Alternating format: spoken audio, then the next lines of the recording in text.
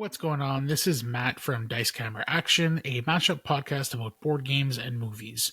This week we've released a podcast covering Dune Imperium and the Dune movies, both parts 1 and 2. So we thought it'd be fun to share our top 3 Denis Villeneuve movies.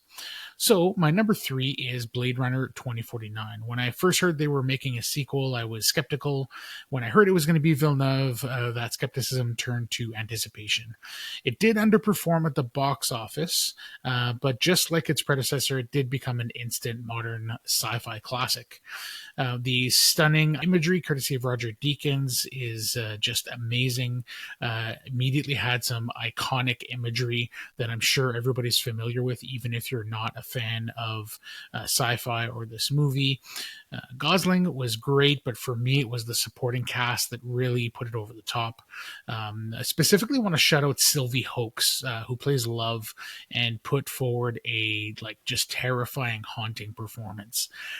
It also has one of my favorite opening scenes of all time with Dave Bautista, who showed us probably for the first time at that time his legitimate acting chops. So that was kind of exciting. Villeneuve also expands the world in really interesting ways without leaning on nostalgia, which Lego sequels often do.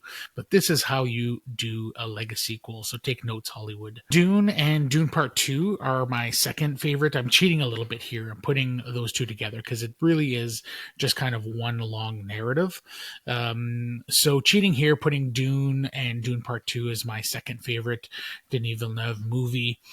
Part 2 specifically really blew me away. I hadn't had an experience like that in the theaters since probably watching The Matrix as a teenager. I don't want to say too much more because we do a deep dive on both these movies in the podcast, so definitely go check that out. And cerebral sci-fi is my absolutely favorite movie genre.